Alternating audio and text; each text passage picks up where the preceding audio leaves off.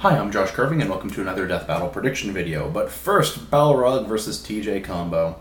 I kind of knew that they weren't going to include the city level feat for Balrog, the durability one. Though, if they had given him that, he definitely would have won.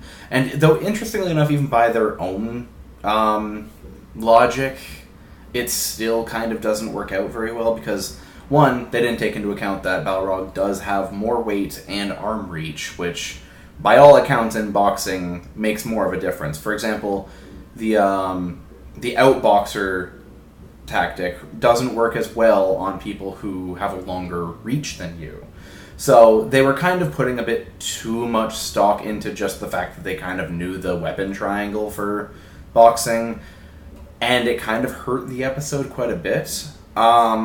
In addition, they used a lot of gameplay stuff like, exactly how high he's hitting the Fulgor trumps anything that Balrog can do, which it absolutely can't. One, they assumed that Dhalsim's elephant didn't have the same face plating that the other ones have. Dhalsim has lots of elephants, as seen on all of his stages and stuff like that, and they all have that same faceplate. There's nothing to say that Balrog didn't hit that as well. As well, they didn't even include his, car flipping feat or beating certain people. Didn't even mention him beating Nikali, I don't think. Though, honestly, that's kind of not even the whole point of this episode. I think this one was more of just animation hype. Because this was no one's, most hype fight in terms of, the actual research. This is, people's 10th favorite Street Fighter versus people's 4th favorite Killer Instinct character. It's kind of meh, but the animation was actually really, really good.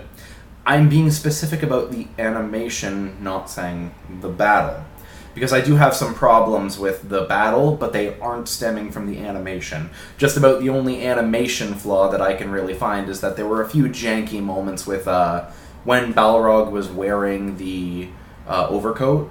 It did clip into him quite a bit, but that's honestly my only issue. The special effects worked great. The hits felt like they had a lot of weight. Everything was really good there. The sound effects were good, except for one thing I'll get to later. So honestly, the biggest problem with the fight animation was a very heavy bias in TJ Combo's favor. Good God, there's an unbelievable amount of bias in his favor. If you look at it, TJ Combo's theme music was playing for the entire fight. Oh, I wonder who they're going to go with. There were Ultra Tech logos, and there wasn't anything comparable for Street Fighter given. They just had a very, narrative way of kind of being Balrog loses, he's a dick, whatever, kind of thing, with him, beating the ref up, and just, I don't know, everything that they had, I knew that they were going to give it to TJ Combo well before the second round ended. And then just everything that happened after that just kind of confirmed it. I also really wasn't a fan of the ending in particular. One thing that will always piss me off in terms of an animation is when over 15 seconds are dedicated to showing off how badass the character who's winning is, with the other person doing nothing, with the exception of it being some one big attack kind of thing. You can kind of spend a bit more time on those. But what I'm meaning here is that after TJ Combo got back up, nothing went in Balrog's favor. As in, he didn't land a hit, everything was dodged, and they spent a total of, I think, 45 seconds on that ending. That's a bit much. Not only that, but the other thing that I hate when they finish a death battle off with is the second, say, TJ Combo isn't dead from a hit or something like that, the other character, no matter how out of character it is for them, starts going, "What? Oh no, how are they still up?" This was one of my big problems with Dante versus Bayonetta, where Bayonetta was going, oh, that's not possible, throughout like a good chunk of the fight, even though, again, not really in character. That was kind of my big problem. So, like I said, the problem was more with the writing than the animation itself. The animation itself was stellar. So that brings us to the next fight, which I'm so unhyped for this. You could have done something really neat with Shredder. Like, yeah, he's cool. I could definitely see something with him.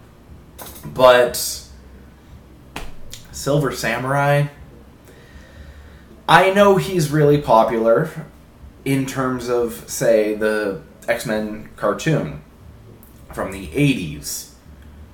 But you gotta look at things in terms of popularity as well. And Silver Samurai, I don't think many people under 25 are really gonna know him. I barely know him. Like, I think I only really know him because a lot of his stuff came up in my research for Wolverine versus Raiden. That's the only reason I really know him. So I feel like it's kind of this is a filler fight, kind of, I find.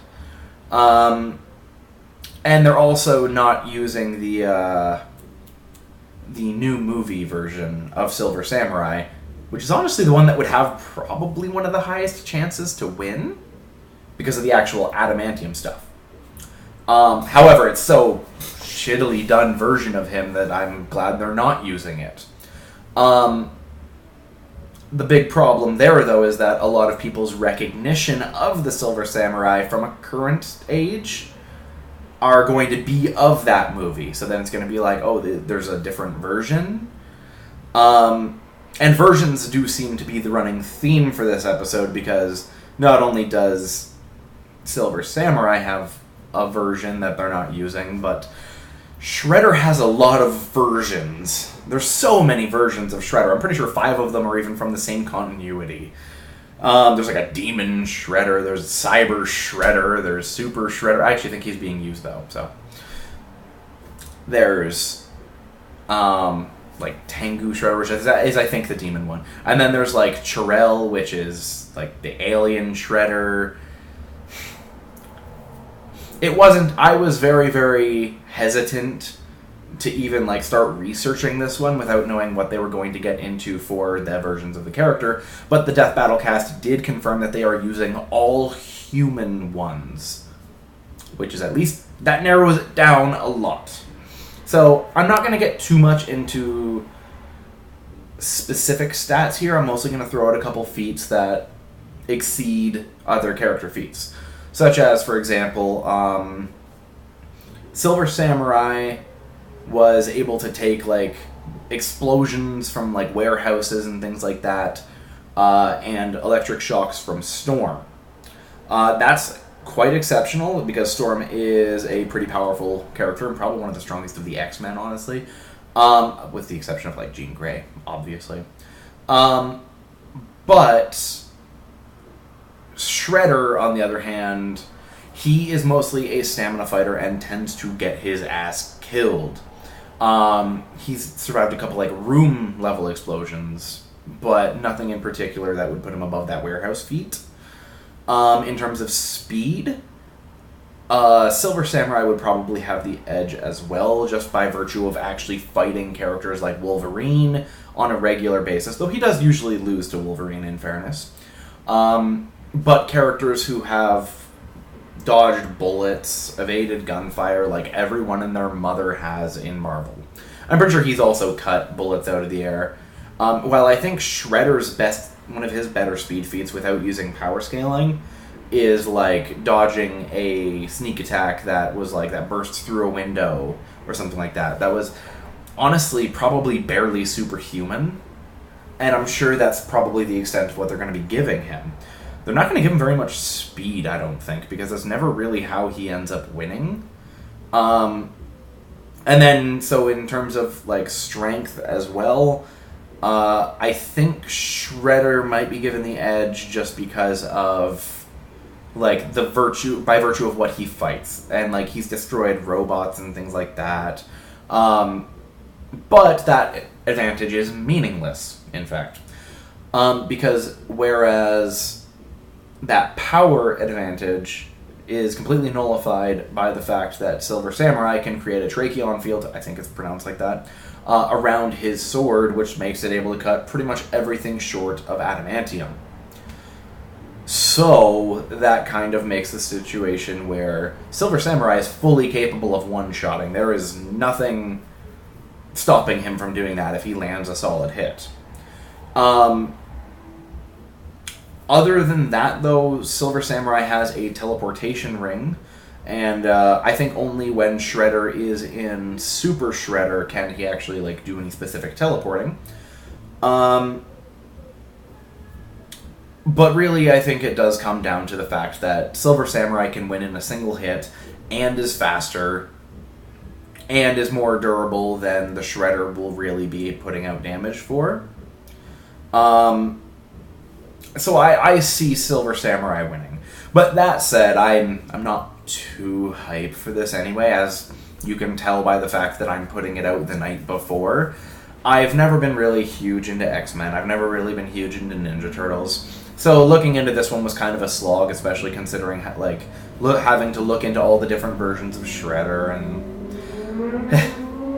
Oh well, hopefully we get up pace next time. Someone is driving excessively fast outside my window. Alright, hopefully I'll see you guys after the next one, and I will see you then.